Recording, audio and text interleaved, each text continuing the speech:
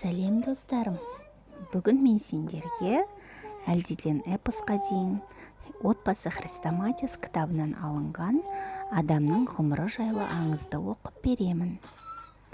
Ең алдымен менің каналыма міндетті түрде тіркеліп алыңдар және де қоңырау белгісін басып лайк басуды ұмытпаңдар.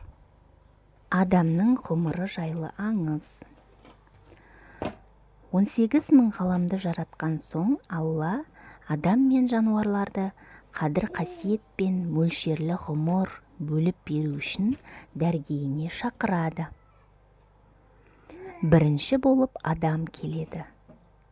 Оған Алла: адам, сен менің орынбасарымсың. Сол үшін саған сөйлеуге тіл, ойлауға ақыл бердім. Барша жаратылыс сенен төмен тұрады. Оларға өз үкіміңді жүргізесің. Тағдырыңа 30 жыл ғұмыр жаздым дейді. Адам өзіне аз ғұмыр берілгеніне қапаланып, ішінен: егер мен дүниенің патшасы болсам, онда 30 жыл ғұмыр сүргеннің не пайдасы бар деп ойлайды. Екінші болып есек келгенде Тәңірі оған: сен адамның айтқанына көніп, айдағанына жүресің.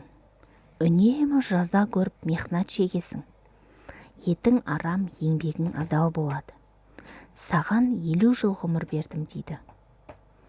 Бұл үкімді естігенде есек басын жерге ұрып: егер дүниеде тек азап шексем, соншама ғұмыр неге керек?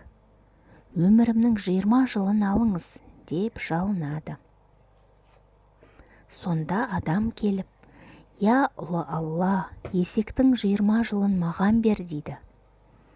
Алла екеуінің де өтінішін қабыл алады. Содан соң ит келеді.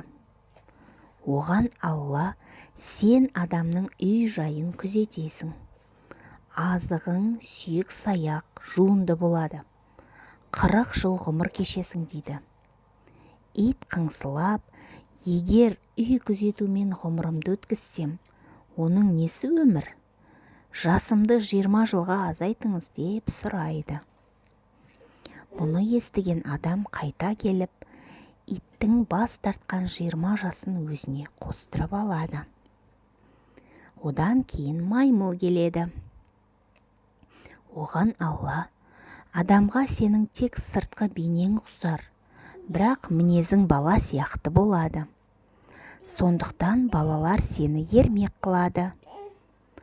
Дүниеде 60 жыл өмір сүресің дейді.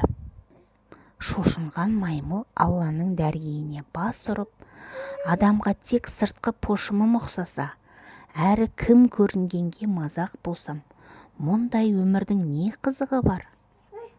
Ғұмырымды 30 жылға қысқартыңыз деп өтінеді. Адам тағы келіп, маймылдың 30 жасын сұрайды. Бұл жолы да Алла оның тілегін қабыл етеді.